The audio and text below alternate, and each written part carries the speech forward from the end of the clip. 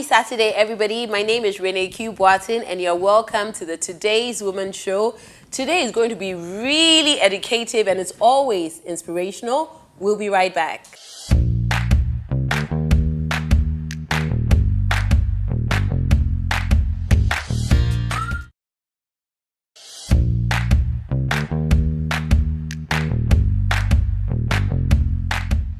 It's time for the monologue, and this is when we hit the streets of Accra and we ask different women their various opinion on different topics. Let's hear what they have to say this week.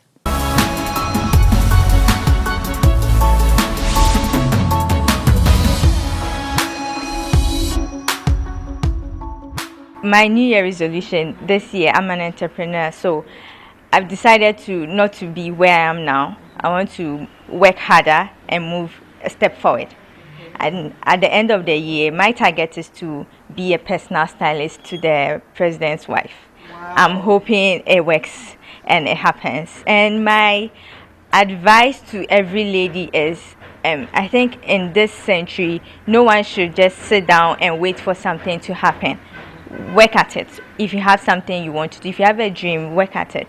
It doesn't matter who say no to you. You just work towards the dream, and I'm sure you achieve it. There are some things I wasn't able to do last year, or there are some petty mistakes that I did last year which I wouldn't like to repeat it this year. For instance, with some business deals that I lost them.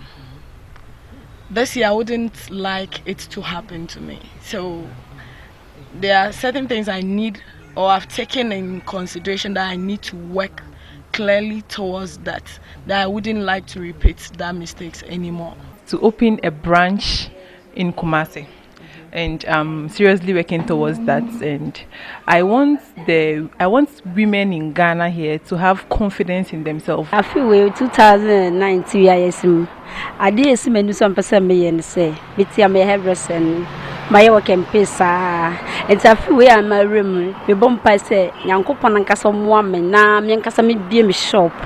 Maybe me shop big shop. Miss me for workers. Me bump I am or Bibia or Babia or Ghana say Yanko boy. Yes, ye juma yankasa ye juma because my yard de pie ye my for so ye juma pa. Some has my ye juma chef. My work can be my bread and to see no mad ye one day one quite macra won't take to Baba can be forcing me age, but a Bobia me won't probably Bobia say, oh, forcing who Yanko Bio Carmo Bia no Bian Juma ye.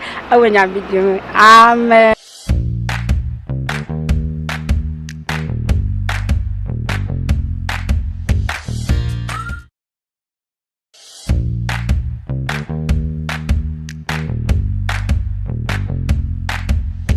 It's time for the woman on the move. She's a go-getter, she's hardworking, she has a purpose, and she's working hard towards it. Let's see who she is today.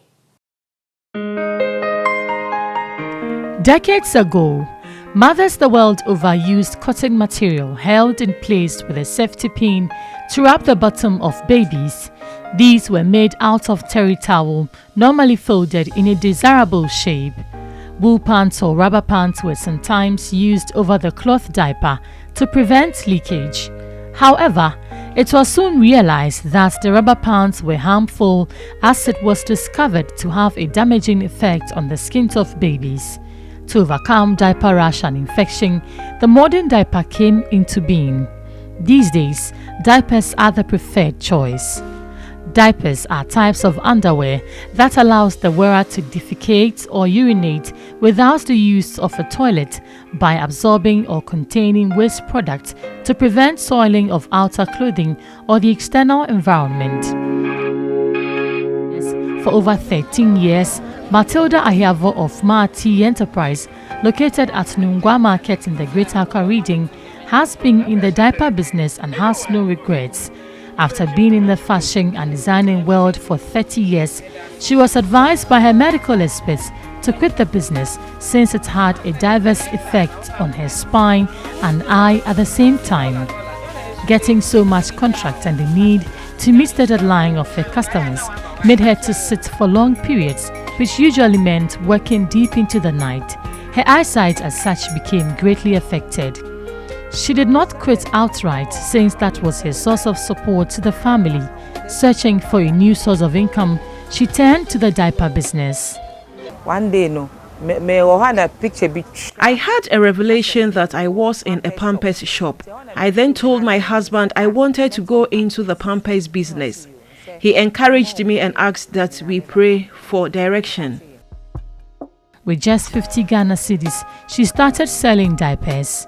When she started the diaper business, people bought them out of curiosity and knowing they had no idea about the product.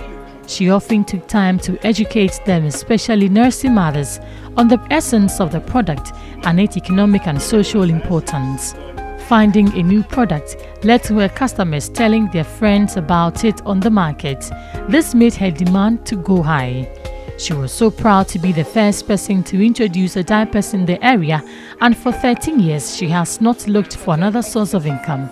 The business, according to her, has been very lucrative. Profit in here, but all the time, who was cow in Samoa, would be coffee. Although the profit is minimal, business has been okay, and customers do not come to buy on credit. Fine. She attributed her success to her faith and remains grateful to God for the prospect the business brings each day. However, the changing dynamics of the economy leads to fluctuating prices. Business has been quite slow due to the economy, which has had diverse effects on the prices in the market. In addition, most people are into the business now. Diapers are normally worn by infants and toddlers who are not yet potty trained and by children who experience bedwetting. They are also used by adults in certain circumstances where access to a toilet is unavailable or for psychological reasons. These can include those of advanced age, patients bedbound in a hospital, individuals with certain types of physical or mental disability. It is easy to handle, cost-effective, quite convenient to use, and could be disposed with ease. Mothers increasingly want freedom from washing diapers so that they could work and travel, causing an increasing demand for disposable diapers.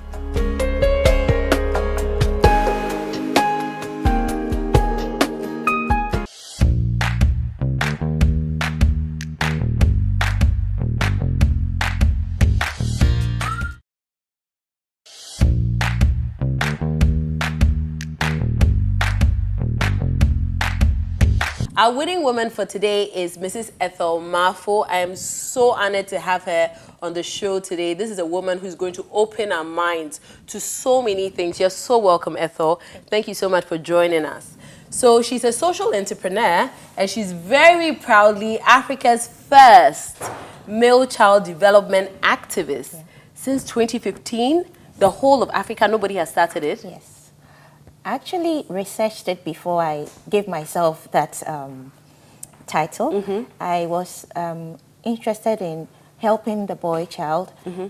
We realized that we've put so much emphasis on empowering girls, and boys are not being taken care of in terms of their needs and challenges. Mm-hmm. You know, if a boy is not taken care of, the harm he can do could be so disastrous, right, than when a girl is even ignored. Right. Yes, so a boy can gang up people and cause a havoc in a community, you understand? So and at that time I thought about helping boys was when we had Sakawa, you know, it was on the increase. That was in 2015. Yeah. So I researched. I wanted to know if somebody was already in that space taking care of boys. I didn't find any. I said, no, I'm taking it upon myself to be a male child activist, you know. Wow. So, yes. We have to have a toast to that. Sure. Okay, I have to say a very huge congratulations. Sure. This is from the one-to-one bar at the Movenpick Ambassador looks Hotel. Good. I hope it tastes nice. It looks very refreshing. Love it, really. Love it. Mine has a pineapple best in there. Really, really nice. Yes. So congratulations again. I'm really, really glad. You know, and so you run You're the founder and CEO of Junior Shapers Africa. Correct. So tell us about that. And you're saying that your inspiration was because you thought about the fact that there were so many, well, attention was on girls and not the boys. Yes. So what inspired you to actually start Junior Shapers? Okay, so at a point in my life, I had to transit from corporate to entrepreneurship because I had very little kids and I didn't have so much time for them. My job was so demanding.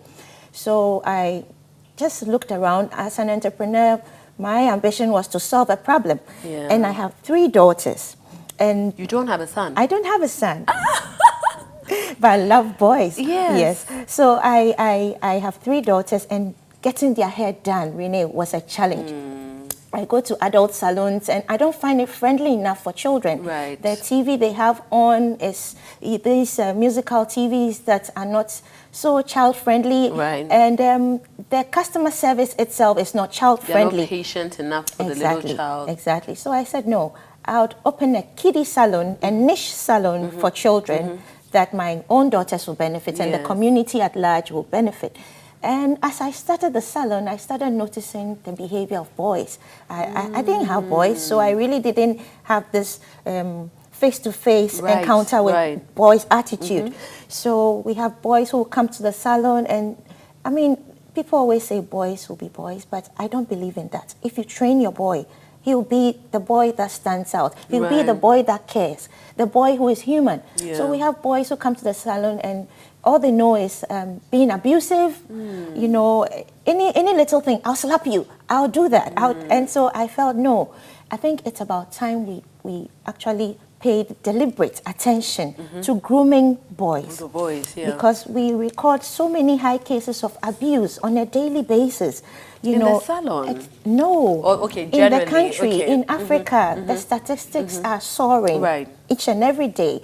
And I think that we tackle it at the level where it has already gotten bad and escalated. When we can cut it out. Nip it in the bud. Exactly. When they are children, when they are young boys. By how we groom Exactly. them. So I thought of this and I told my husband, look, I think we need to help boys. You know, most boys too don't have this father figure who is always at home to groom them, to mentor them, you know, because I realized that most of the boys who had gone wayward didn't have this father figure in their life, checking them up. So I told my husband I had this passion to do this for boys. So as supportive as he was, Wow. I salute him for that. He helped me. We launched it in 2015, September, on Kwame Nkrumah's birthday, 21st September 2015. We launched, it was then Thought Teen Republic, but along the line we changed it to Junior Shapers Africa. Okay. And Junior Shapers Africa seeks to address the challenges of boys, empower them to know their protective role as men in our society. Renekio, if most men were playing their protective role as men, we won't have men abusing 2-year-old babies. We wouldn't have men abusing children, teachers abusing students, because in their minds they've been groomed to know that they are protectors. But what we Yeah. train men to do in Africa is you're a provider. Just leave school fees, leave job money. Yeah, you're a man. That's it. Exactly. Yeah, the woman will do the rest. But there's more to it. So we take pain to take boys through their temperaments. We take boys through why it's important as a man to have values, values that you stand by. So at Junior Shapers Africa, it's a process. It's not an event. It's a 3-phase program. Wow. It's very Okay. structured. Tell us about the program. Yes, And so- then I was going to ask you, so do parents bring their children that they think are going wayward? Or, I mean, what draws the parents to you? Or what do you say you do, Okay. basically? Okay. So what I tell parents I do is to motivate your son. Okay, good. So it's not about your boy is bad, so he needs discipline, he needs that. No. Can we motivate your son to do better? Because most boys, I think what they lack is motivation. Because most boys live in a home, not all, most of them live in a home where daddy is busy, very extremely busy, or not even available. So they need that father figure, and that's what I provide at Junior Shapers Africa. There are But men you have there. men. That's what I was going to ask I am you. the Okay. vision bearer. Okay. But I have men, dedicated men, coaches, mentors, Good, who are good. on board every month to talk to boys, interact with boys, find out how they're doing in school, find out whether someone is bullying them. Right. You know, then we find a way to communicate to the parents. So I do a lot of social media education because that's the cheapest and it goes far. Yeah, it goes very far. And everybody's on social media now. So it's a great platform. Exactly. So for every event I do, I educate people what happened, why we did it, the results we got, and all that. So most parents will just call me, my son, he's not studying in school these days. He doesn't write well, and teachers are complaining. Can you talk to him? So we arrange, and then they come around. When the boys come to you, do they come with a bit of fear in them, do you think? I think that we have this environment that will actually diminish your fear when you come to us. There's this friendly environment that the boys, we don't judge them. Because you see, for you to solve a problem, you need to first have that listening ear. Right. Exactly. Because if you judge before you listen, you might not apply Yes, good, diagnosis, Yes. you understand? So we try to make it a very friendly environment. We try to build friendship before we even start addressing the issue. So every child who comes in comes to the foundation level. The foundation level is where we take you through values, why it's essential. It's essential for you to have values as a human being. Why you must have some principles that you're known for. For instance, integrity. You know, why you should just tell the truth. And at what age do they come in? So we take from, let's say, grade 1. Because at grade 1, you're growing. Now what age is that? About 5? 6. 6 years? Yes. And they understand the integrity? Yes, we break it down. Okay. To their level. Okay. So at Junior Shapers Africa, if you ask any boy, 6-year-old, 7-year-old, what is integrity? He'll tell you integrity is doing the right thing when no one is watching. Wow. So, I mean, we make it so simple. So, Mommy has left you. Mommy said, leave that cake alone. And Mommy went to the bedroom to sleep. And you left that cake alone. That's integrity. And you feel proud that you did it, Yes. you know. So we have this kind of bragging, responsibility brags where you come and you tell us what you did that Mommy didn't ask you to do, but you did it. So you have a sense of self-pride. Exactly, you know. Yeah. So these are little things that, you know. So it's actually even curbing insecurities and everything, because it actually affects, if you find out a lot of male abusers, a lot of, murderers and all of that, they've had issues from when they were children. They were probably abused themselves as a child. They have issues with insecurities, low self-esteem, and then that is how they that's how they bring it out. So what you're actually doing is actually like healing them, because they might not even know that they have that. They might not even know that they are hurt. So that's an amazing job. This is like a divine call. It is. That is amazing. But you have 3 girls. So how do the girls feel? I'm just wondering. Because at home, aren't you like boys, boys, boys, boys? So I'm going to do a boys thing and I'm going to do a boys thing. Yes. So how do the girls feel? It's hard for them. Sometimes they feel I'm very biased, So last year I held a boot camp for boys. I do boot camps every summer. So I had a boot camp. And I took them to the boot camp, actually. The girls? Yes. So I had a room for them, And so when we finished the boot camp, they said, Mommy, we want to see you. So I was like, what have I done again? How old are they? We have 9.5, almost 10. We have 8 and we have 7. Okay. So, but they're very vocal. So I want to see you. I said, what is it? And this year, 2019, we need a girls' camp. Thank you. So I said, oh, really? Oh, why do we need one? No, Mommy, but it's not fair. It's not fair. You are spending all your time with boys. Yes. So I said, oh, I think I'm joining it's them. about time. We need a girls' camp. I mean, I have a son, and I can't wait for him to be 5, 6, so I can join bring him. us. I would love for him to be but the girl, I'm going to have a girl as well, and I want her to go to a camp. So yes, I agree with them. I try to explain to them, I'm raising good men, so you will not be abused, So you have a good husband. battered. Yes, but they don't get it now. They don't get the concept, the bigger the picture. vision. Yes, so they are children, so I pardon them. But then, so they inspired me to think of a camp for girls. Everybody is doing something for girls, so I wanted to be different, and that's who I am. I don't like to do what everybody is doing. God has blessed us in different ways. So I said, no, I'll expose girls to careers that are male-dominated. So that if a girl has that ambition to be a pilot, an engineer, an architect, which we have very few women. Yes. Let me push them to women in those capacities. Let me take them to their environments so that actually see on hand. Yes, probably maybe when she sees the person's environment, she might decide not to do it and think of another, might push her or might push her yes, to yes. So either ways. So I'm organizing this camp for girls in April. Okay, congratulations. Thank you. So we already booked. We're just waiting for the girls to vacate and then. But then, apart from this camp, okay, how are you able to balance your home? You know, because you're an entrepreneur, you're a career woman, you're a mother, you know, you're a wife. So how are you able to? Have you thought of a way that you can also balance it in a way that even if you hadn't decided to bring this girls' camp idea out, your girls wouldn't have felt like they were being neglected or abandoned, you know, in a way. So when you're at home, are you talking about boys a lot?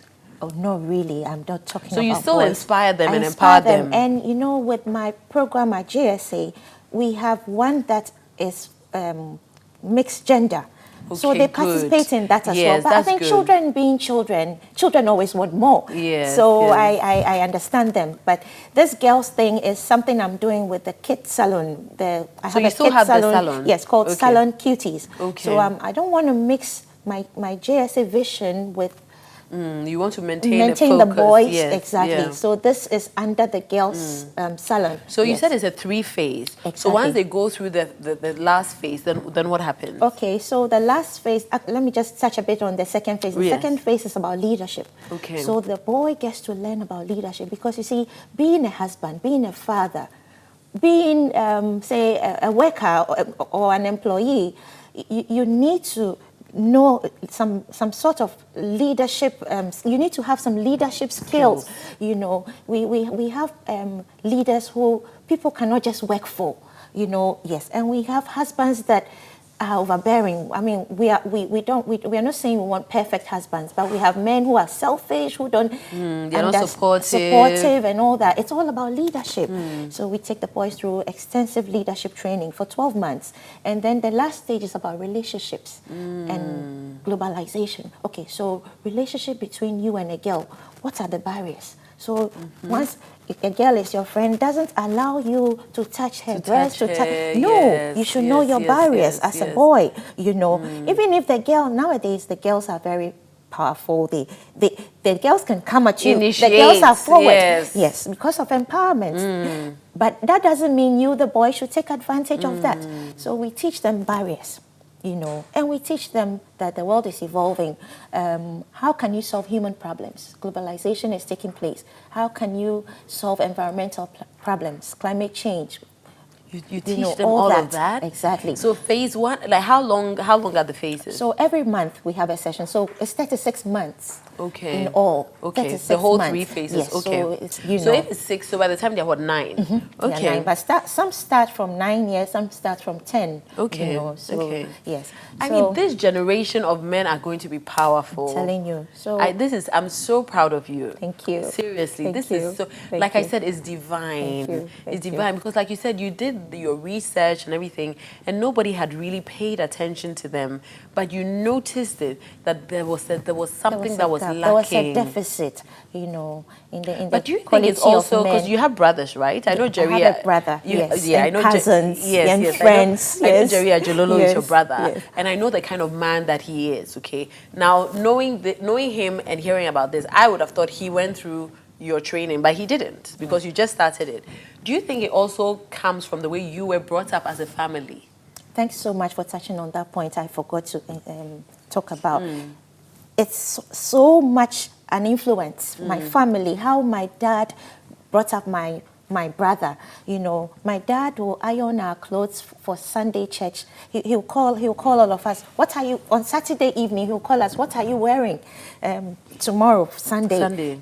He and Jerry will put it together, iron our clothes, go and hang it for us. Sunday, we the women, we just pick up our clothes and wear. When we finish eating, they don't sit for us to tidy up. It's a teamwork. You do it together. Exactly. So Jerry also took that into his marriage. He supports his wife through and through.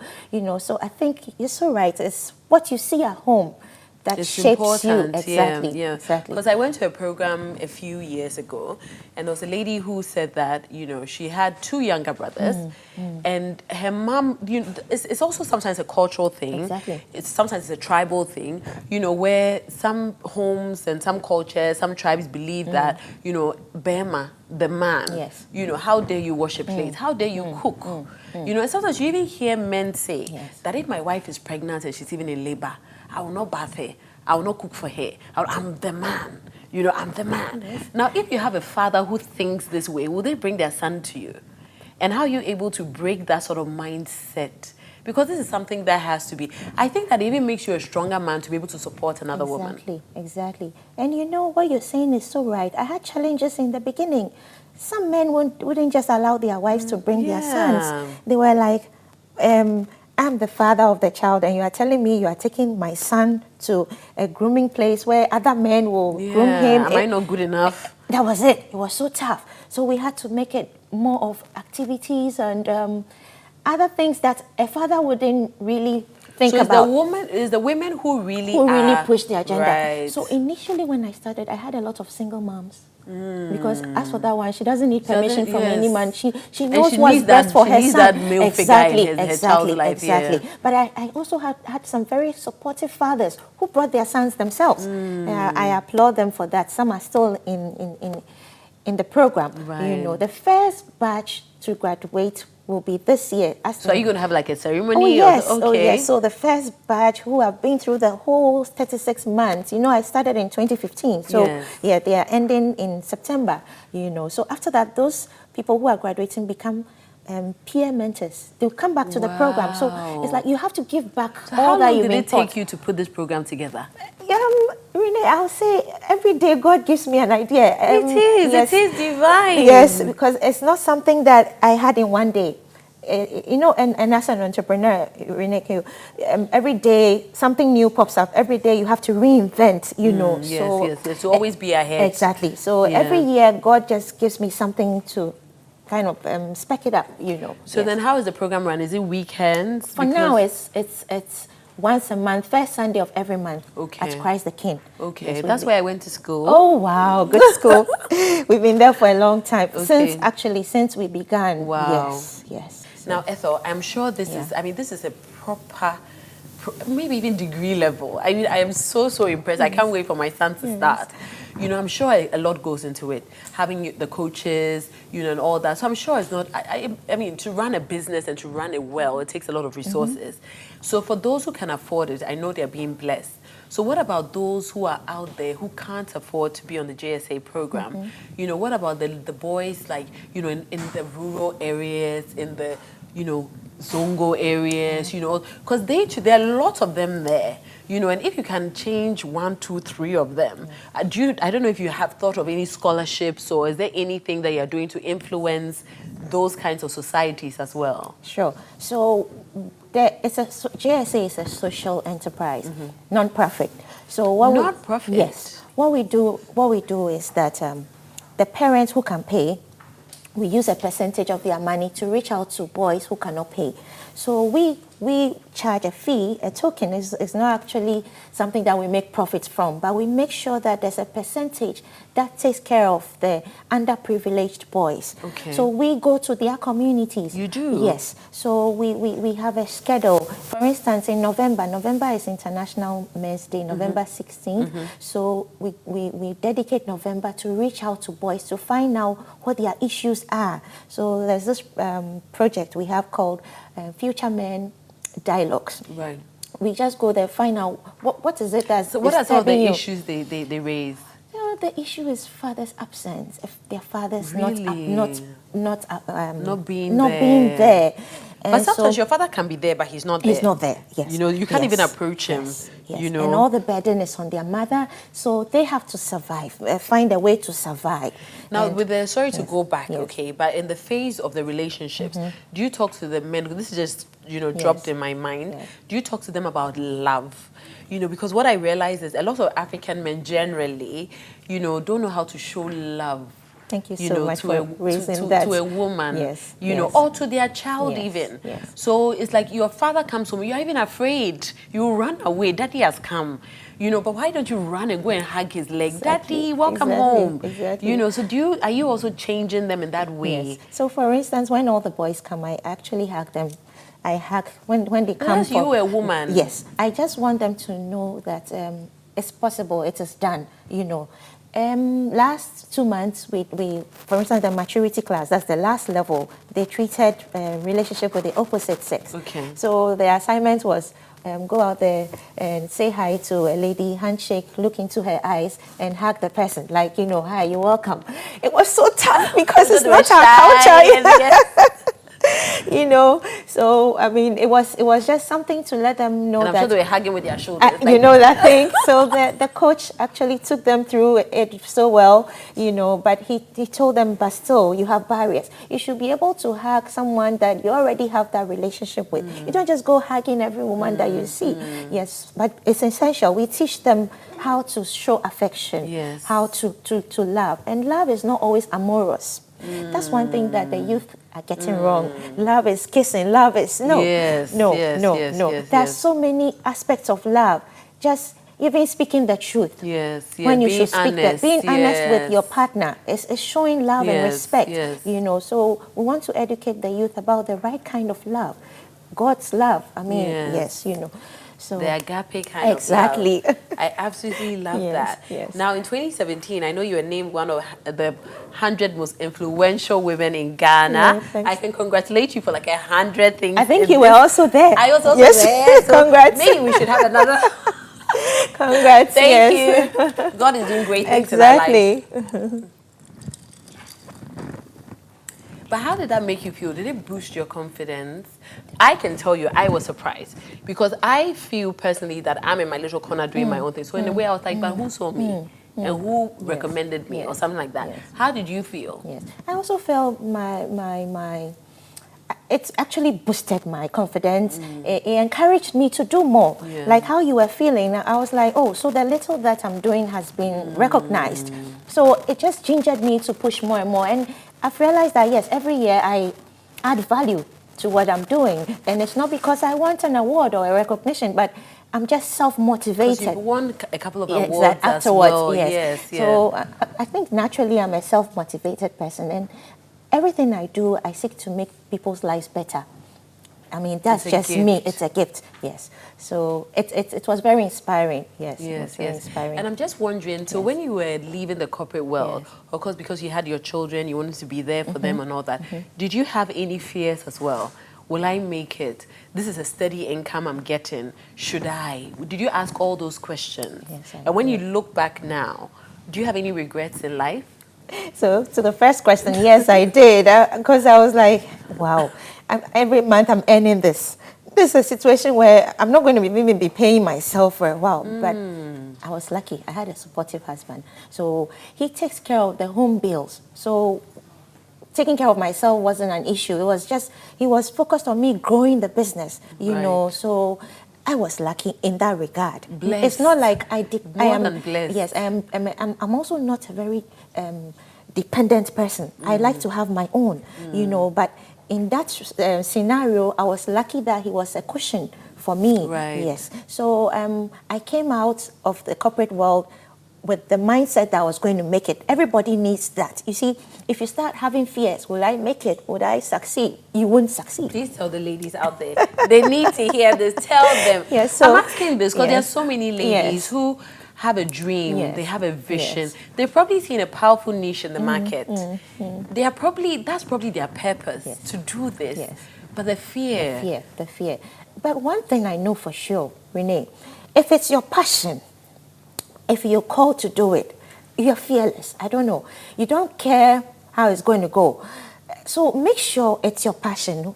Whoever is out there who wants to do something, make sure it's your passion. Make sure it's something that if you're not paid, you will be happy to do it. So that was how I went for it. And make sure you're solving a problem. When you're solving a problem, there's this fulfillment that comes with it. And the money and the packages that come with it will come later. So just make sure it's your passion. Yeah. Yeah. So what are some of the challenges you've been through? You've been doing this, but you also have your business. You have the kids salon. Yes. You have your life as a mother. So generally in life, have you had any challenges, and how have you been able to overcome them? Okay, that's true. I've had challenges. Every terrain comes with its own challenges. My home has suffered a bit because there came a time, especially when it was new, it was just taking off. I had a lot of speaking engagements here and there, and I'll have to leave my home in the care of a nanny. I didn't have the opportunity to take my kids for their extracurricular activities, and it used to weigh down on me that I'm not being a good mother, you know. But at the same time, this was a calling I had to respond to. My husband, Mr. Mafu, Akwesi Mafu, was very supportive. There were days that he would just say, "You go. I'll stay at home today. Yeah, I'll take over," you know. So it made life a bit easy for me, you know. So that's been my biggest challenge. But now I'm being able to trust. I have a team that understands what I do. Yes, so I have a project coordinator. I have me. I have Moses. I have a few men and women who come on board to volunteer. So it's a bit easy on me now. But it also took a toll on my spiritual life. Really? Yes, because I was born in a Christian home, prayer life on point and all that. But I was always busy. I mean, just to say a few words was even a challenge. I'm always tired, you know. So I realized I was going down. And to survive as an entrepreneur, a successful one, you need your spiritual life must be grounded. So I realized I was operating on grace, but I needed to pray to actually go further, you know. So, but with time, things settled down. It's been about 6 years since I started the kiddie salon. So with time, things are settling. Even the salon, it was like every month when I started, I had to fire somebody. You know, people were going and coming, but it's been stable for the past 3 years. So I think if everybody's home or partner will understand what they do. So that's why it's important to actually negotiate with your family when you have a vision or when you have a passion. Don't just go all out selfish. This is what I want to do. I don't care what anybody thinks. No. It was a negotiation. So you spoke to him, but you told him about the vision, and he also gave his input. Exactly. So from the beginning, from the get-go, he knew I wanted to reach out to boys in Nima, boys in Ashama. So did you ever want to have a boy? Oh, yes. It's not like it's too late anyway. But we've hanged our boots. We've decided to invest in boys, my husband and I. We have boys we take care of. We pay their fees. Oh, that's nice. God bless so you. it's an investment that we are making in the lives of boys. Yes, it's a seed you are sowing. Yes, you mustn't necessarily have one. Yes, yourself to be able to be love a mother. One. Yes. So we have boys who we've taken care of, and they are now in the university. They are doing their national service, and they call us daddy and mommy. We are happy with that, and that's why you're blessed. I believe you're being so good to other people out there, and then the blessings come back to you. That's amazing. Now this is very, very interesting. There was one time I had a worker in my home. You know, he just came to fix something in my house, and we were chatting and all that. And he was telling me about how he dislikes women generally. So I even was thinking that, oh my goodness, he come tell me he's, and then he said, no, he was abused, when he was young by his cousin. They were living in a family home. He said every day he got back from school, his cousin will actually let him, actually make love to her and 3 of her friends, like almost every day. Are the boys able to tell you things like this? Because if you also speak to a lot of men, a lot of them got their virginities broken by house helps, by the maids. Do this, do that, do that, do that, do that. We are focusing so much on the girls. Who touched you here? Who did this? Who did this? But the boys, when it comes to sex especially, it's almost as if for men, they always like it, so leave them. But they are being abused. So is there any attention being drawn there? Yes. So, for instance, this is our Future Men Leading Change Dialogues program. When we go there, we ask them to write all their heavy questions, things that, so we call it addressing the silent struggles of future men. That's the theme of that project. So whatever is on your heart, just put it on paper. Don't write your name. It's anonymous. Yeah. So yes, we pick those things up abused by a teacher. I mean, it's so sad. So what we do is that we identify, we try to ask the teachers to let us announce that whoever wrote about abuse should call us. Yes, so when they call us, then now we build that rapport with them, and then we tell them that, you know what, you need help.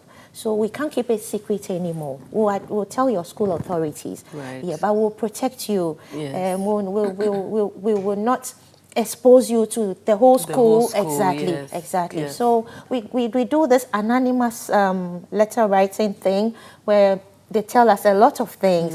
And one thing we picked up was most girls are actually forcing themselves on men now.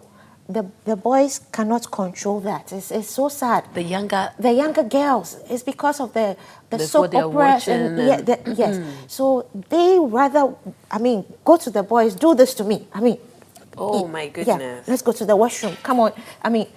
It's like if you're a boy and you can't touch her breast, then you're not a man. Yes. So that's their biggest challenge now. We've empowered the women so much now, we're in trouble, but it's good. But we also have to find a way to talk to the girls, that, being bold or being confident is not about, sexuality, trying out your sexual prowess and all that, Yes, it's about your purpose in life, your values, the legacy you're going to leave for the next generation. I haven't asked any woman this. I'm Yes. thinking about this now. What's your definition of a sexy woman? I always ask for the definition of a powerful woman. I've never asked. Yes. What's your definition of a sexy woman?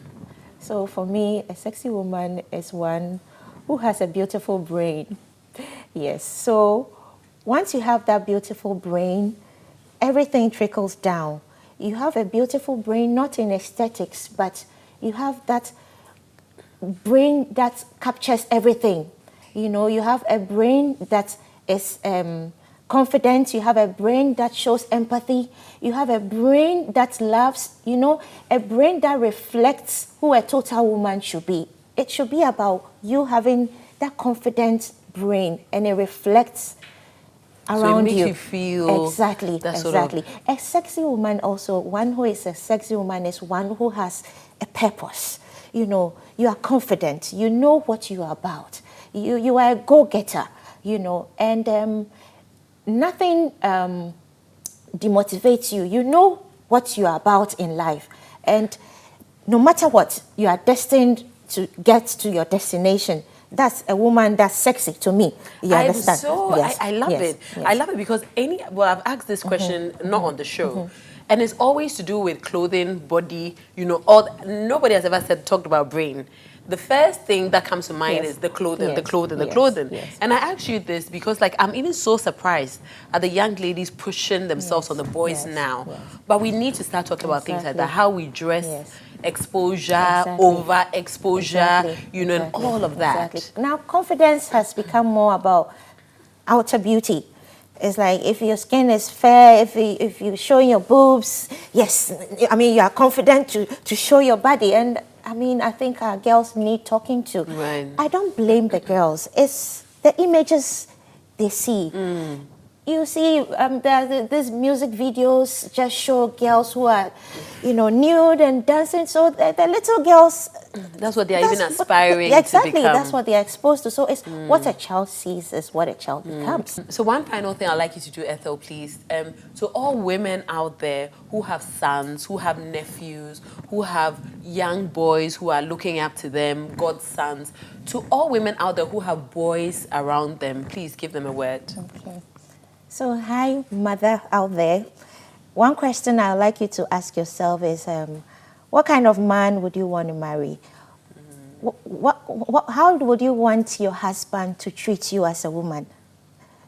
If you're able to answer that question, train your son to be that man to another woman who could be your daughter. Allow your sons to use their hands. Allow your sons to help you. Don't shun support from your son. There are mothers who will say, no, don't do this. Akosia will come and clean it up. Just leave it. You are doing your son so much harm because the world is changing. The world is calling for balance for better. The world is calling for men who can support women so that we can achieve a sustainable future.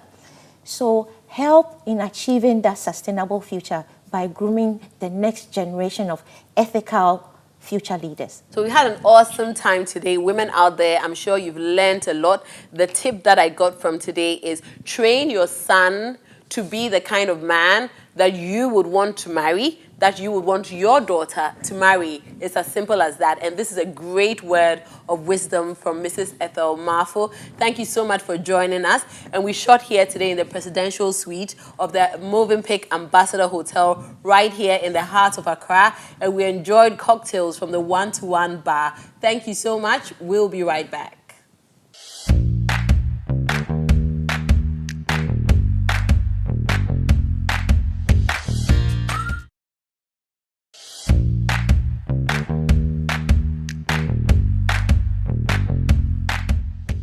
Thank you so much for joining us today on the Today's Women Show. Join us again next week, Saturday at 11 a.m.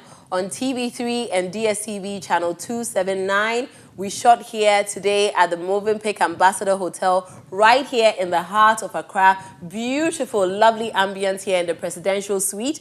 And we had lovely cocktails from the 1-to-1 bar. Have a blessed week, everybody, and take care of the boy child.